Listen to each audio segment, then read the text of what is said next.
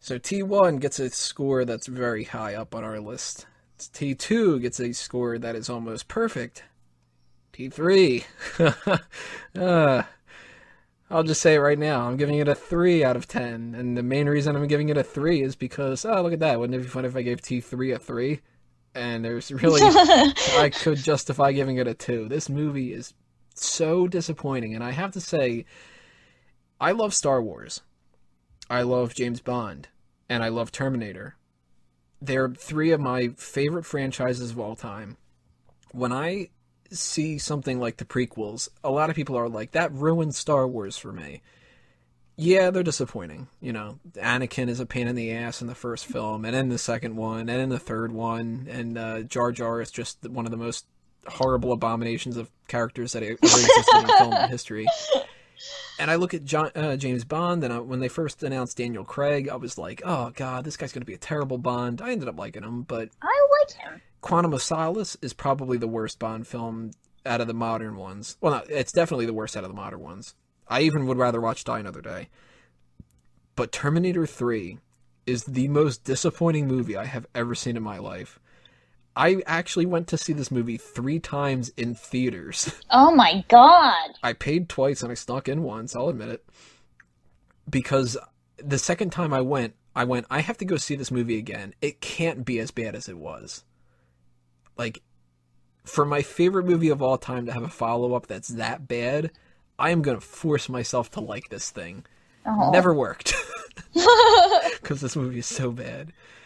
And there similarly, I was 13 when the movie came out, and when I saw it the first time, this is actually a similar reaction that I had with the Star Wars prequels.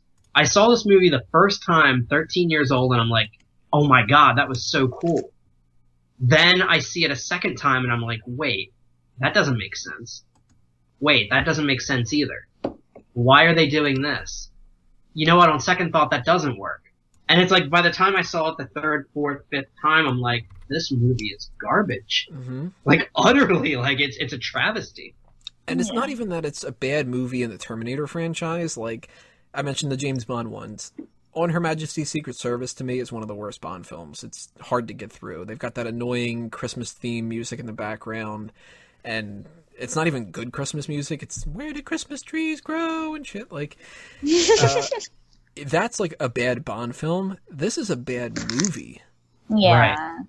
And it's gotta be because it's not James Cameron. And it's not that, like, that there's, you know, only one good director out there. But the fact that James Cameron did the first 2, and he put a lot of effort into it, and he thought about things like the lighting in Terminator 2. The reason why everything's blue-tinted is because they wanted to make it cold and mechanical.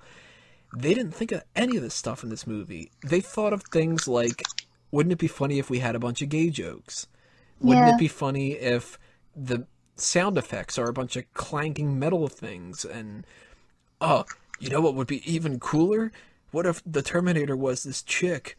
And, a very hot chick. And she was, like, super fucking hot, and she made her tits bigger in one scene. It's like, oh, God, man, like, immediate disappointment from the beginning of the movie. I actually, for the longest time, and well, actually, until we decided to do this podcast, I actually thought that the third Terminator was a parody. I didn't think that it was just like, I'm not even joking, like, until you guys were like, okay, let's do this, I was watching, like, oh, it's actually a part of, oh, okay. It reminds me of it reminds me of the Brady Bunch movie.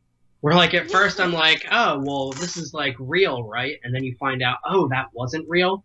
This is like, please God, don't let it be real. And they're like, no, it's canon, and you're like, damn it. I mean, you start off a movie, when they were advertising this, they advertised it, Terminator 3, Rise of the Machines, like, all shit's gonna go down, and I was like, fuck yes, that's so cool, they're gonna finally do Judgment Day. I'm sitting there in the movie theater, and the very first thing is this sound effect of this depressing drone music instead of the opening titles from the first one. They don't have the main theme. So immediately I'm pissed. Because something that bothers me about the Bond series that they're doing now, they don't start off with the gun barrel. And every Bond movie that doesn't do this, I get, like, I literally, when I went to go see Skyfall, my girlfriend at the time, she turned around and she looked at me and she noticed I squirmed in my seat that they didn't do it. And I'm like, do the gun barrel, damn it. Like, you know. Right. And in this one, I'm like, you're not doing the Terminator theme? Why aren't you doing the Terminator theme? What is up with this depressing music? And it's not even that the music was depressing, like, to try to make you feel depressed. It was just, like, this... Bad music. Like, it wasn't sad. Like, the beginning of Terminator 2 has this kind of ominous thing. But this one is just, like, the sound of, like, a hungry stomach. It's like, I gotta do this movie. Oh, God, that's my stomach. And then monotone voiceover, and it's John, and he's like, I'm John Connor, I'm depressed and shit, I've got no personality, but beer's good, I guess, you know, it's fun sitting on bridges. Like, yeah. This you know what, this movie came out in 2003, the same year as Freddy vs. Jason and Daredevil, and it feels like it. Yeah, it really does. I like Freddy vs. Jason.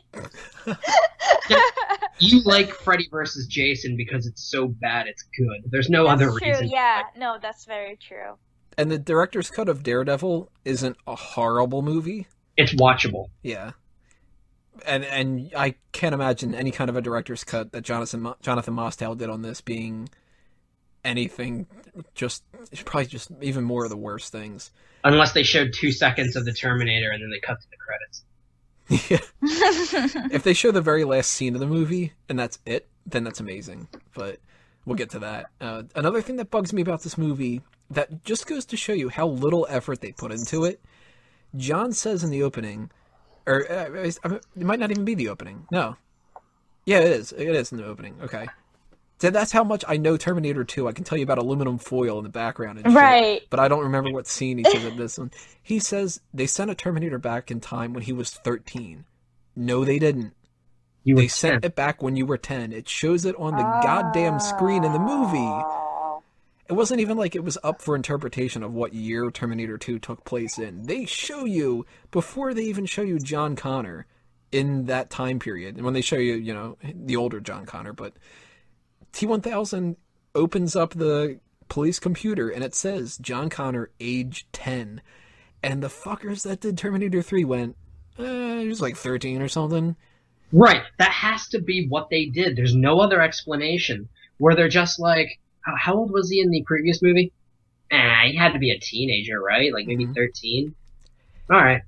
And there's another line in there where they don't know what the hell's going on. Now, I have a subcategory of my notes here called John is an Idiot. And we'll break that down, but oh yeah, he says in one, Arnold says in one line, that was a different T-101. No, it wasn't. And this is the fanboy in me that people will be like, oh, give me a break. It was a T-800 Cyberdyne Systems Model 101. They never called them T-101s because T-101 would have came way before they even had the rubber skin with the T-600. Yeah. Like, but you know what? That just goes to show that people that, like you, Tony, that like you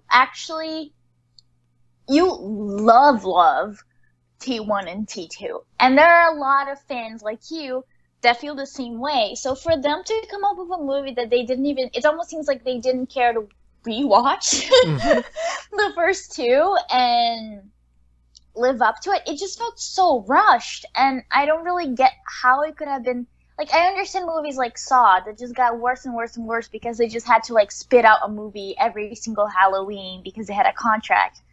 But how many years? This was, like, 2003, right? 2003, and Terminator 2 was 1991. So yeah, so it's not even... They had time.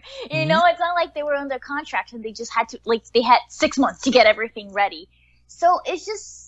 And that's why I thought it was a parody. I thought it was just like a huge slap in the face of real fans and just... I went on IMDb to look up some of the quotes in this movie, and I've got 3 that on IMDb are actually right in a row that are perfect representations of what this movie could have been and what this movie ended up being. One is the TX, and she shoots that woman and goes, Catherine Brewster, and then she tastes the blood and goes, no. Like that is actually to me kind of cool. Yeah. Like it's sick, but like it's mechanical, like it would read the DNA. That to me is cool. Then there's gas station cashier. Hey, are you gonna pay for that? Terminator. Talk to the hand. And then the other one here. This just shows that John is not John Connor. Terminator goes, you cannot self-terminate. Says, no, you can't. I can do anything I want. I'm a human being, not some goddamn robot. Terminator. Cybernetic organism. John Connor. Whatever. Either we go and save her dad, or so much for the great John Connor. Because your future, my destiny, I want no part of it. I never did. Which I'm pretty sure is not true from T2. Like, not that he wants to be it, but that he was prepared. Mm-hmm. That if he had to, he was prepared. And then the Terminator. Based on your pupil dilation, skin temperature, and motor functions, I calculate an 83% probability that you will not pull the trigger. If this is supposed to be John Connor, you're goddamn right he would have pulled the trigger if he had to. Yeah. If that could have stopped it, he would have killed himself. Right, but he was too much of a bitch.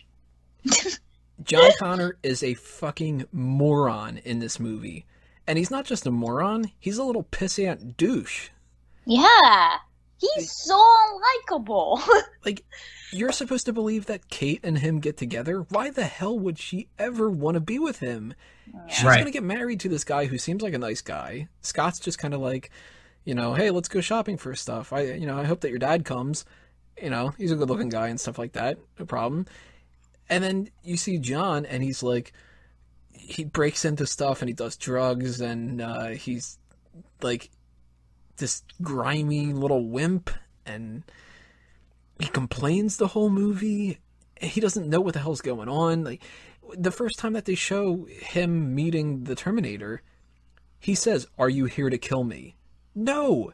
If he wasn't been there to kill you, he would have done it already because you sat there and stared at him. Right. John figured it out in Terminator 2 on his own. Don't get this the wrong way, but you're a Terminator, right? And he didn't see any metal or anything. But he goes, this guy's a Terminator. And this one, there's a Terminator coming at me. I should stand there still and just be like, dude, sucks. And another one that annoys me to no end is when they're in the car and they're like arguing with each other. And he's asking the question, what was it he was asking? It was like, remember me? Well, it was when the Terminator goes, it was Catherine Brewster who reprogrammed me and sent me back through the time displacement field. And he says, why didn't I send you back? I'm not authorized to answer your questions. So then Kate says, why didn't he send you back? He was dead. It's like, so wait a minute. In the first two films, there's no mention of John Connor being dead, so I'm assuming that this is in the future from when they send them back, that John Connor ends up getting killed. Mm-hmm. But now his wife, apparently the second in command of the Resistance, that we have not heard of before now, is suddenly prominent. It didn't make any sense to me. I hate how John says, don't you even remember me? And then it's a different T-101. He's like, I'm going to have to teach you everything all over again. But then he goes, what do you guys come off an assembly line or something? Yes! Yes, they do. Right. They're machines. And they're not T-101s, they're T-800s. We'll talk about the death thing, too, because I got a bone to pick about that. But you mentioned about the idea that Kate is suddenly, here's this veterinarian who becomes second in command and stuff. One of the biggest problems I have about this movie is you take Terminator 1 and Terminator 2, and Sarah Connor is the main heroine of the film. First movie, Caroline said it great. She goes from somebody who gets pushed around to somebody who at the end of the movie, she's able to stand up for herself and she destroys the Terminator. In Terminator 2, she's a badass. She's, a hardened killer, and she's got this, like, not only is she buff and she knows how to use all these weapons and stuff, but she is the epitome of what a strong female character would be. Yes. In this movie, you couldn't go further from the truth. You've got Kate who whines and complains just the same as John, she does one thing in the whole movie. She picks up a gun, shoots an HK, and he's like, "You remind me of my mother. I'm so hard right now." Like, it's... But the movie is so sexist. It really is. Sarah Connor's a woman that can accomplish anything in the movies, kind of.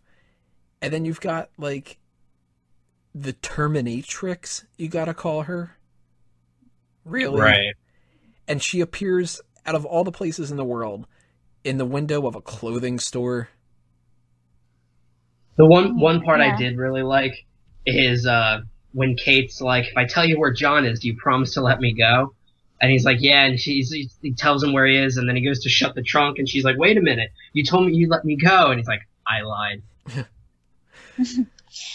You know what it is, and this whole female character situation, and that's what really upset me about rewatching this movie, and actually realized that he was not parodying.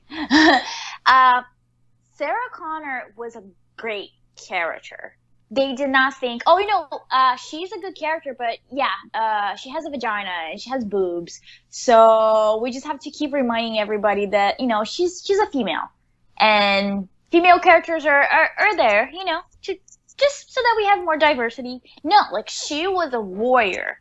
She was one of the main characters in the first one of the main characters in the second one, and she was a damn good character. Like, nobody really cared if she was, physically attractive or not, because she was such a great character.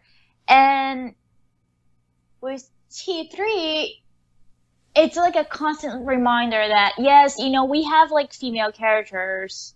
They're female characters. They're not gonna live up to, like, be strong and badass like the male characters. And even, like, the female Terminator, who's supposed to be, isn't she supposed to be, like, a better... Yeah, she's, like, the most advanced Terminator you can possibly get, because she's got the T-1000 stuff mixed in with weapons and... Right. And then instead of being like, wow, wouldn't it be cool if we had this badass Terminator and it was a woman and, she would kick ass? They make her, the first scene she's in, she makes her boobs bigger. And it's exactly. And it's just like, come on. And I remember that when I watched it, there were girls in the movie theater, but it was a mainly, like, guy audience. And I remember they were, like, hollering so much and making such a big deal because she appears naked. And to me, like, that just, like, set up the tone that, this is not just gonna be... This is just a detail. Like, every single Terminator comes to the present that way. No, but, like, oh, no, with her, like, they did, like, this sexy shot. Like, yeah, she's a very attractive female. But that's it. And that's... no bueno, because even in nature, a lot of the female animals tend to be way crueler than the male ones. So it just had to be, no. There's a scene later on where there's a bathroom fight, one of my least favorite parts of this movie. And for some reason they felt the need to add it in there where she's walking by a bunch of mirrors and she checks herself out. Mm-hmm. Because that's what females do. That's what females do. We can't resist a mirror. Woman, she would be checking herself out in the mirror, and it's no, she's a Terminator. She wouldn't check herself out in the mirror. But even, like, on top of the sexist stuff, there's so many homophobic things in this movie. John says, "You gay fucking machine," and then there's the gay bar, and the gay bar is so bad. It's like if you took the idea of the Terminator 2 introduction but made it lame, and you had, like, the talk to the hand, whoa, bitch, wait your turn, and the stupid glasses gag. He would never put the glasses on to begin with. Yeah. And as if it spits you in the face enough, for a split second, I thought that this was going to be the same Terminator from Terminator 2. Like, that they replicated the same programming features or something. I wouldn't know how they would have done it, but they make a big deal in the second film, Terminator 2, that instead of just ripping out stuff with cars and stuff, he says, why don't you check to see if there's keys? And later on in the movie, it pays off. Terminator pulls down the visor, the keys are there, and he just puts the keys in. Right after the gay bar scene, he pulls down the visor and something falls, and I'm like, oh my god, is it keys? No, it's a watch, because he needs to check the time. And he doesn't have a clock inside of him. Like, damn it. Like, yeah. so bad introduction, bad music, bad, like, everything that they're starting off with. But then that takes us into one of the biggest set pieces of the film, and that's the car chase. I guess you could call this a fun fact, but there's nothing fun about this movie, really. That part where he crashes through all the glass, they didn't have the budget for it, and Arnold Schwarzenegger sponsored that himself, because he was like, that'll be really cool. So here's like a couple $1,000s to build it. Can I just say that part of me really wish you say that, pretending to be Arnold and doing like the accent that he does? That would be cool. There you go. I hate this action sequence too, though. Like, they get so much more mileage out of the T-1000 chase, or any of the car chases, especially the car chases in Terminator 1, where you're just like shooting at each other and that's it. And in this one, they've got like the metal clanking sound effects of like when he hits the ambulance and he knocks it over, and it's just like clink. And when he gets hit with the fire truck, boink. Like, oh, well, that'd be funny if he hit that. And no, I turn to drive, pull over, like that kind of stuff. And man, it just makes my blood boil. Like, I hate it. What do you guys think about the oh, actually, you know what, before I even forget that, when I'm on the topic of sound effects, the opening shot of the Terminators from the future, which is not only the most fakest shot that you could possibly have gotten for the future, they've got the plasma rifles in there, and it's like pew pew pew. But what do you guys think about the car chase that goes from having a police motorcycle to having a fire truck and having, let's just take things to the next level? Like, yeah. It kind of felt to me that I was watching like Fast and Furious. There's like a mock-up version of Fast and Furious. Like, I even wonder if that year was the year of big car chases, or like something. They were trying to be better and bigger and faster and more crazier than the rest of them. And I remember that there was even like this joke among my friends, is that like, oh, that's such an American movie. Of course they had a really big car chase in it.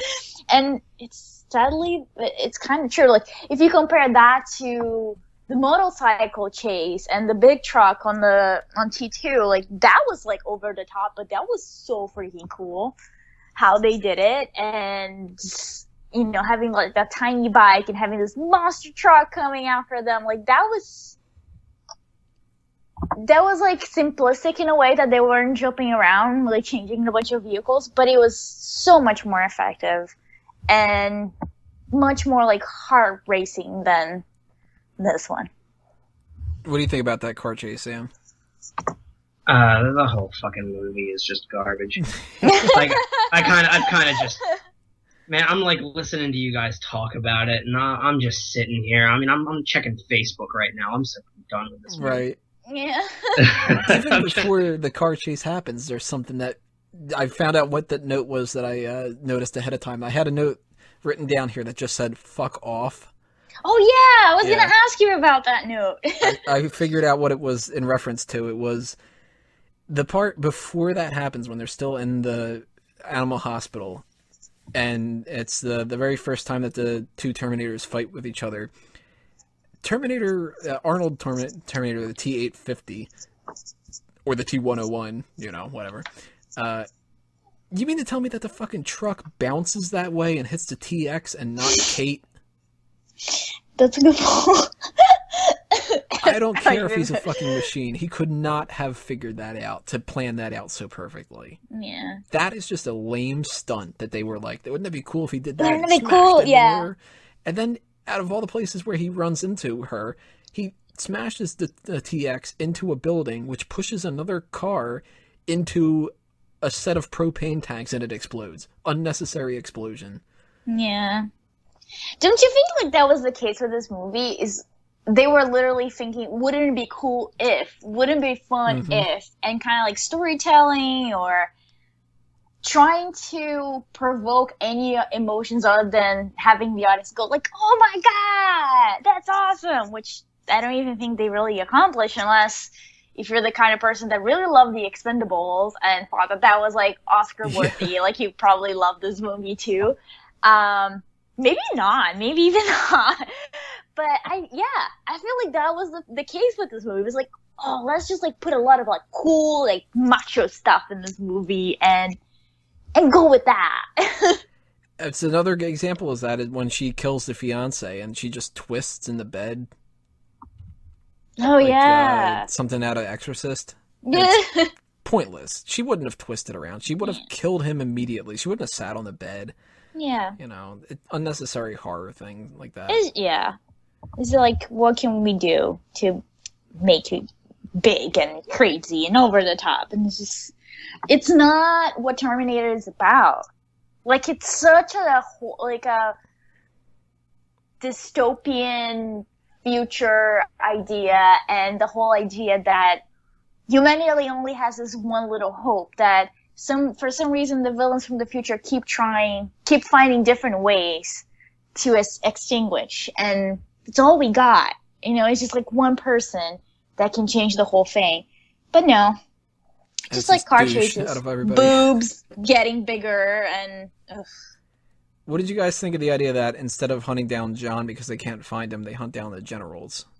I thought that was okay. But it's kind of like, well, you know, blah. Like, yeah, it was like, it to me kind of felt like almost like an afterthought almost. And I don't know if it's because like everything else in the movie was just so weird and like disconnected. Like it would be better if that was like more of a solid point, I think, like throughout of it. I don't know. in my mind, if you were going to send back a Terminator that's meant to kill other Terminators, and he even says, my presence in this timeline's been anticipated. So they think that they know that this is something that's going to happen, where this Terminator is going to go back in time to save John. Mm-hmm. And that's why they sent a TX to begin with. But if you're going to do that, and you decide, well, we'll just hunt down the generals, wouldn't you send like 5? Yeah. Yeah, or at least like a really amazing one that wouldn't spend time looking herself in the mirror. Right. It really makes not a lot of sense. It's like one of those movies that you watch it and you're eating the whole entire time, and it's okay if you have to use the bathroom because, you know. Because you're not going to miss anything. Yeah, you just might miss some gay jokes, and that's about and not even like good jokes. No. Just bad, yeah. They're going to miss things like Arnold putting his head back on. Yeah. And one of the stupidest parts of the movie where the TX has corrupted his system, and he decides that he's going to kill John, but he can't, so instead he takes his frustrations out on a car. You know, that's what you do. A car, you know, I wanted to kill John, but I want to save John, and fuck this truck. So dumb. Yeah. You know, if he was not able to fight his programming, then, like, wouldn't he be able to fight the programming that Skynet originally had when the humans override him? Yeah, exactly. But it's just like, they didn't even get John's age right. Right. They would not think of that detail. If I remember correctly, Sam, I think that you and I had a discussion about this with Amazing Spider-Man that made me think of this afterward. Speaking of things that they don't get right. First movie, Kyle Reese says to Sarah Connor, "Come with me if you want to live." Second movie, in the hallway of the hospital, Terminator pulls Sarah, puts his hand out for Sarah to, be pulled up off the ground. "Come with me if you want to live." Terminator 3, "Get in. Do you want to live? Come on." It's like they went out of their way to avoid saying it, just the same way that in Amazing Spider-Man, they went out of their way to not say with great power comes great responsibility. It was like, you know, when you got great power, there's a lot of things that you need to do, responsible things. And I don't think he ever said, I'll be back. I know he said, I'm back. He said, she'll be back. And that is like, fuck you. Fuck you for doing that. I would rather sit there and watch the movie and go, man, they really forced the I'll be back. All right, whatever. It's part of it. But then the she'll be back, it's like, like you said, you went out of your way to not do it. You did it without doing it. At that point, don't bother. And there's not even, like, good dialogue in the rest of the film. No.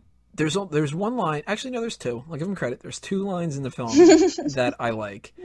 One of them is when John is sitting there. It's after the stupid, my least favorite scene of the movie, where they're in the shopping for the supplies, and they got that song in the background. That funky man, funky shit. Where they're sitting in the back of the veterinary truck or whatever the hell it is, and John says, you know, try to imagine that you're going to do the most important thing anybody would ever done, but, you know, something bad has to happen, you know, the things that you love, it's not going to last. It's like, okay, that's a roundabout way of doing it, but it's not too bad. But there's only one other line in the whole movie that I like, and it's after they found out that John would die in the future, that the Terminator was going to kill him, and that he... you know, this is like the setup for that kind of stuff, but they're a married couple, and they start kind of flirting with each other and stuff. And if you hear a thunderstorm in the background, the storm's coming. Oh, that's so cool. Over here. So they're in that scene, and, you know, they're talking, they're flirting with each other and stuff like that. And there's one good line, and it's the T-800, T-850 says, "Your levity is good. It relieves tension and the fear of death." And then they're like, oh, shit. I forgot that this is happening. Like, that's the only thing that made me laugh in this entire movie. But then there's lines like, "Just die, you bitch." Yeah. Yeah. What a fatalist message, too, in this movie. Like, there's no fate but what we make for ourselves, or you're doomed no matter what. I hate this movie so goddamn much. I do like the graveyard scene, though. To an extent. It's kind of cool that they stashed weapons in the graveyard. Yeah. It was like a good touch, but then that's all it was. That was like the one time where they were able to go, wouldn't it be cool if? And then people were like, yeah. Oh, yeah, that actually would be cool. And the female Terminator's, like, Terminator form wasn't even that good. It looked like something out of, like, Alien vs. Predator. Yeah. It looked more like an alien than anything else, you're right. And why does it have the liquid metal over it? And how is that able to shape-shift its body if it's just a little bit, but it's got an actual, like, hard skeleton underneath it? Ugh. I hate it so goddamn much. This movie is just a pain in the ass. And then they have the gall to, you know, well, Skynet just ended up happening, and there's no Cyberdyne anymore. There's just cyber research systems or something, and... what positives do you guys have for this movie, if you have any? I would say if there is any positive whatsoever, there's a string of logic where they would have said, okay, they blew up the Cyberdyne building, but it's a building. The people who owned that building could have just rebuilt and put in their resources and just started from where they were. Like, it's on a computer. Like, I could have something on a computer, like, halfway across the country. And if they blow up that building, I still have the data. Uh-huh. So, at least that kind of maybe I could see. But then, like, everything else just kind of makes it fall apart. And my least favorite part of this movie is the entire movie. Fair enough. What about you, Caroline? Well, for me, and this is, it's tearing me apart, because I remember that I was excited to feel like, oh, you know, this next Terminator is going to be a female, and that made me really excited. But then I kind of I hated it, how they went about the whole thing with her. So I like, I guess, the idea that this very advanced Terminator just happens to be a female. Like, there's so much that could have been done with that, but then everything else just, yeah, that's it for me. My favorite thing in the movie is something that you have to suffer to get through. It's the very end. The very, very end. I do really like the idea that the reason that John survived the nuclear holocaust was in an abandoned military bunker. Yeah, that part. The only part where it made sense is like when the Terminator says meeting your wife is what puts you in touch with the military. Yeah, because she has the contacts through her father. Right, but then in Salvation, nobody like trusts him. He's not the leader of the resistance. Mm-hmm. He's like the leader of a small little group of people. There's an actual resistance, like, so that part kind of lost on me a little bit. Mm-hmm. But I do like how they assumed that this was going to be Skynet's, like, you know, central core, and he gets pissed off once he realizes, he's just like, oh my god, there's nothing here, we lost. And the radio comes on, and the guy's, you know, who's in charge there, and he finally just goes, I am. That I liked. And I also kind of liked when Kate says about the plastique, or the Claymore mine, or whatever you would call it, or whatever. C4, that's what it was. When it's still going off, and she says, you know, we could just let it go. Because it's like, I at that point, if I were thinking of things, I would either be, well, you know what, no, I'd be curled up in a ball crying my eyes out. But if anything, I would kind of consider it. Because your life is going to be worse. You know, you're going to have to struggle and, you know, whatever. But if I'm going to give him credit for anything, it's that. And I don't even remember that. I think that had like already checked out of the movie. I'm like, wait, I don't remember that at all. That line or the ending? The ending is like, wait, I really don't remember the ending. That was Crystal Peak, where they took a plane, and then another plane crashed into it, and then another plane crashed into it. No, it was a plane and then a helicopter and then a helicopter. But, god damn it, man. I suck. And the whole, you know, this just sucks. This movie's just fucking garbage. And I said before, I'm giving it a 3 out of 10. Sam, what would you give it? A 3 sounds appropriate. It's the visual effects aren't that bad. Like, they're not great, but they're not bad.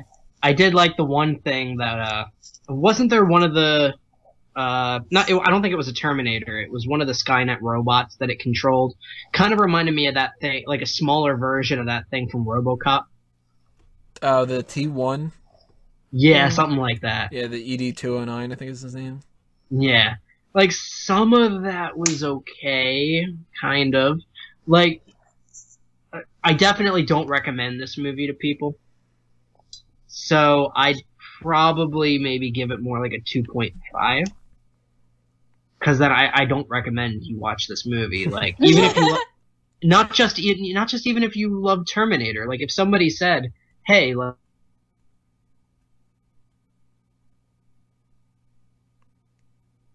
I think we might have lost Sam there. Yeah, I was like, did I my power's kind of flickering in and out. So we might end up having a problem with that. But I agree with Sam, though. I mean, I think basically what he was trying to say is I don't recommend the movie and stuff. It's going to see if we can get Sam back on here in a second. In the meantime, though, Caroline, what would you give the movie out of a 10? A 1, because I don't think I can. I don't remember the ending, so maybe I fell asleep. And I really hated how sexist it was, and even for my uncle, who bless his heart thinks that Expendables is just the best movie in the world, I wouldn't recommend this one. So it's just, it's shit. Like, I wouldn't watch this movie even if I needed something to watch while I was getting like a bikini wax done. Like, it's that bad. Don't watch it. It's Which bad. one's more painful? That's the problem. You know what? I think the bikini wax is less painful because it's over in a few seconds. Yeah, and this one takes 2 hours. Yeah, and and you actually get something good out of the bikini wax. Like, it looks nice. But this one is just like, you're just like dumbfounded. You're kind of mad that you wasted your time watching it. Although there are parallels. I mean, it's like you ripped out the heart of well, Tony, I don't know if you know a lot about bikini wax. Well, if they're ripping out hearts, they're doing a terrible job at a bikini wax. Yeah, but, right. But there is ripping involved. So. Yes, that's true. So that's it for Terminator 3. The hell with that movie. Screw that. But we have one more on the list, and that one's a slight upgrade for that, so thank God. Terminator 4 is Terminator Salvation coming up in part 4, so stay tuned. Click on the next video. We will be right back with something that thankfully we'll have some more optimistic points of view about.